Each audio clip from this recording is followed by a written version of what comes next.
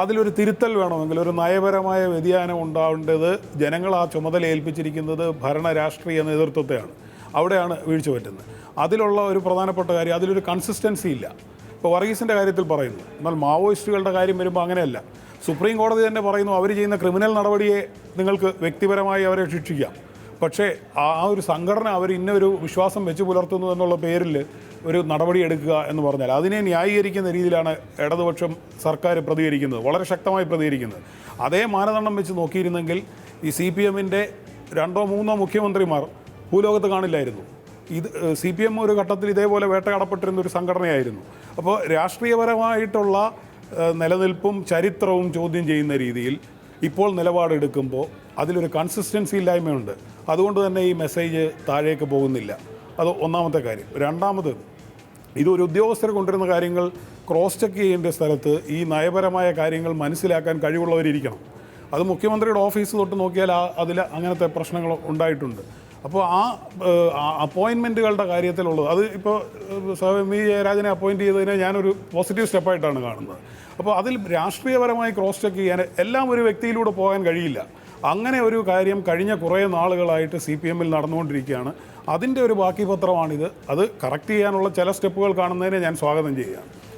വളരെ ശക്തമായ വിമർശനങ്ങളാണ് ശ്രീ PM മനോജ് മറുപടി. അല്ല, CPM-ന്റെ ഡോക്ടറായിട്ടുള്ള ജോസഫ് മാത്യു ഇതൊക്കെ പറയും. കാരണം സെക്രട്ടേറിയറ്റിൽ അദ്ദേഹമാണല്ലോ സ്ഥിരം പങ്കെടുക്കുന്നത്. ഇപ്പോഴാണ്, ഇതുവരെ ഏറാൻ മോഡികളാണ് അവിടെ ഇരുന്നത്, ഇപ്പോഴാണ് ഇന്നെന്താ ചർച്ച നടന്നത് അദ്ദേഹം അറിയോ? അതുകൊണ്ട് വ്യാജമായ പ്രസ്താവനകൾ വെച്ച് അതിൻ്റെ മുകളിൽ രാഷ്ട്രീയം ചെലുത്തി അതിൻ്റെ മുകളിൽ CPM-ന്റെ ആഭ്യന്തര രാഷ്ട്രീയം കൊണ്ടുവരാനുള്ള മോശമായ ശ്രമം അത് വേണ്ടായിരുന്നു ശ്രീ ജോസഫ് മാത്യു എന്നാണ് എനിക്ക് പറയാനുള്ളത്. രണ്ടാമത്തത്, ഇന്നല്ല CPM ഇത് ചർച്ച ചെയ്യാൻ തുടങ്ങിയത്.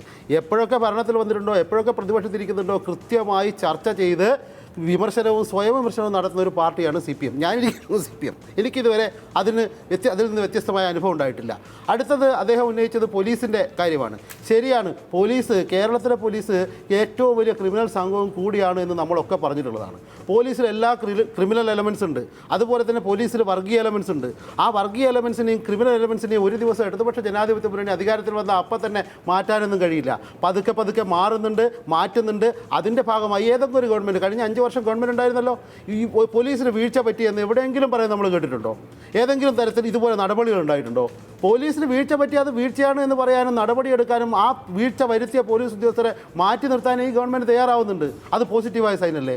അതുപോലെ തന്നെ വിലക്കയറ്റം, അരി വിലക്കയറ്റം എങ്ങനെയുണ്ടായെന്ന് നമുക്കറിയാം. അദ്ദേഹം ഭക്ഷ്യവിതരണത്തിൻ്റെ കാര്യത്തിലും പൊതു വിതരണ സമ്പ്രദായത്തിൻ്റെ കാര്യത്തിലും പറഞ്ഞു. എങ്ങനെയാണ് വന്നത്, ഭക്ഷ്യഭദ്രതാ നിയമം എങ്ങനെയാണ് കേരളത്തിൽ നടപ്പാക്കിയത്, അതിൽ UDF എന്ത് സമീപനമാണ് എടുത്തതെന്നൊക്കെ നമ്മൾ പറഞ്ഞു. ഇപ്പോൾ ആരെങ്കിലും അരി വിലക്കയറ്റത്തെക്കുറിച്ച് പറയുന്നുണ്ടോ? സാധ്യമായ എല്ലാ ഇടപെടലുകളും നടത്തി.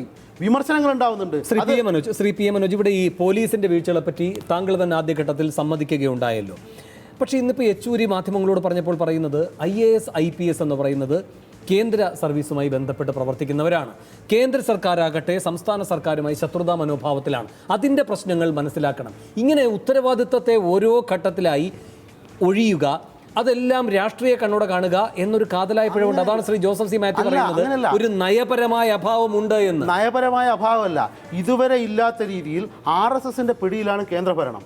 RSS നേരിട്ട് നിയന്ത്രിക്കുന്ന ഒരുപാട് അനുഭവങ്ങൾ പോലീസ് ഉദ്യോഗസ്ഥന്മാർ വടക്ക് നിന്ന് വന്ന ഒരുപാട് പേരുണ്ട്. അവർ പർട്ടിക്കുലർ കേസിലടക്കം ഡൽഹിയിൽ നിന്ന് ഉത്തരവ് കിട്ടിയിട്ട് ഇവിടെ നടപ്പാക്കിയ അനുഭവങ്ങൾ ഞങ്ങൾക്കുണ്ട്. അതൊക്കെ തിരുത്തി വരികയാണ് ഓരോരുത്തർ. ഇത് പെട്ടുപോലെ അങ്ങനെ ഒരാൾ വന്ന് വേറെ ഏതെങ്കിലും ബാഹ്യ സമ്മർദ്ദത്തിൻ്റെ ഭാഗമായിട്ട് തീരുമാനമെടുത്ത് ഈ ഗവൺമെൻറ് തലയിൽ അടിച്ചേൽപ്പിച്ചാൽ, ഇപ്പോൾ വർഗീസിൻ്റെ കാര്യത്തിൽ CPM-ന് കൃത്യമായ നയമുണ്ട്. വർഗീസ് കൊള്ളക്കാരനാണ് എന്ന് നേരത്തെ പോലീസ് എഴുതി വെച്ചിട്ടുണ്ടായിരുന്നു. ആ എഴുതി വെച്ച പോലീസുകാരനാണ് ലക്ഷ്മണ ജയിലിൽ കിടന്നത്. യഥാർത്ഥത്തിൽ അന്ന് CPM മാത്രമാണ് അതല്ല എന്ന് പറഞ്ഞത്. ആ നയം അത് എല്ലാം വന്ന് ഗവൺമെൻറ്റിൻ്റെ ഭാഗത്ത് ഇങ്ങനെ പരിശോധന നടത്തി ഓരോന്നും മന്ത്രി ഒപ്പിട്ടിട്ടല്ലോ കൊടുക്കുന്നത്. സ്വാഭാവികമായി അത്തരം നയവ്യതിയാനങ്ങൾ പോലീസിൻ്റെ ഭാഗത്തുണ്ട്, ബ്യൂറോക്രസിയിലുണ്ട്. ഇതൊക്കെ തിരുത്തി വരാൻ സമയമെടുക്കും. അല്ലാണ്ട് ഒരു ദിവസം മാന്ത്രിക വിദ്യ പോലെ ഒരു ദിവസം കൊണ്ട് ഇത് ആകെ മാറ്റിക്കളയാമെന്നൊന്നും ആർക്കും ധാരണ വേണ്ട. മാറ്റുന്നുണ്ട്, ഇടപെടുന്നുണ്ട്. ഇപ്പോൾ ഇദ്ദേഹം പറഞ്ഞല്ലോ, മുഖ്യമന്ത്രിയുടെ ഓഫീസിൽ കൂടുതൽ പൊളിറ്റിക്കൽ ജാഗ്രത വേണം എന്നുള്ളതുകൊണ്ടാണ് MV കൂടുതൽ ജാഗ്രത മാത്രമല്ല, കൂടുതൽ കാര്യങ്ങളിൽ ഇടപെടാനുള്ള കാര്യക്ഷമത വേണം എന്നുള്ളതുകൊണ്ടാണ് കൂട്ടിച്ചേർക്കൽ വരുത്തിയത്. അതുപോലെ കൂട്ടിച്ചേർക്കൽ വരുത്തി, തിരുത്തി, വരുന്ന പെശകുകൾ അത് തുറന്ന് പറഞ്ഞ് സ്വയം വിമർശനത്തോടെ അവ പരിശോധിച്ച് അങ്ങനെ ഒരു പ്രക്രിയയാണ് നടക്കുന്നത്. അതിനൊരു ദിവസം നയവ്യതിയാനാണ് അല്ലെങ്കിൽ വേറെ എന്തെങ്കിലും ആണ്. ഇപ്പോൾ തന്നെ കഴിഞ്ഞ 2 ദിവസമായിട്ട് നമുക്ക് നടന്ന ചർച്ച അറിയാലോ. റെമിഷൻ എന്താണ്, വിടുതൽ എന്താണ്?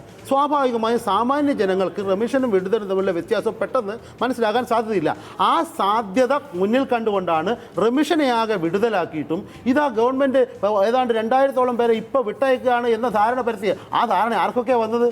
വളരെ പ്രധാനപ്പെട്ട നേതാക്കൾക്കടക്കം അത്തരമൊരു ധാരണയിൽ പ്രസ്താവന ഇറക്കേണ്ടി വരുന്നു.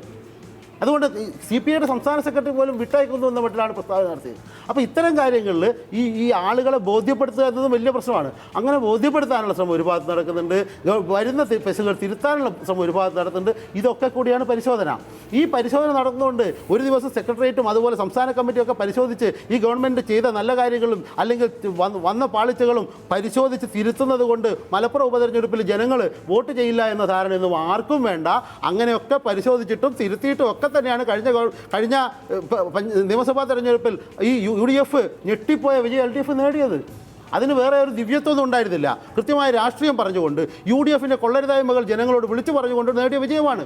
ഈ ഇപ്പോൾ പറഞ്ഞ പെശകുകൾ ആ പെശകുകളും തിരുത്തപ്പെടുക തന്നെ ചെയ്യും. ശരി, ശ്രീ രണ്ടത്താണി, ഇനി പോലീസിന്റെ കാര്യത്തിൽ എന്തൊക്കെ വീഴ്ച നിങ്ങൾ ചൂണ്ടിക്കാട്ടിയാലും കാസർഗോഡ് മൗലവി ഉറങ്ങിക്കിടക്കുമ്പോൾ കൊല ചെയ്യപ്പെട്ട സംഭവത്തിൽ ഈ സർക്കാരിൻ്റെ മതേതരമായ നിലപാട്, ഒരു നയം എന്ന നിലയിൽ അവിടെ കൃത്യമായ ജാഗ്രതയോടെ പ്രവർത്തിക്കപ്പെട്ടു എന്ന് അങ്ങും ഉള്ളാലെ സമ്മതിക്കില്ലേ?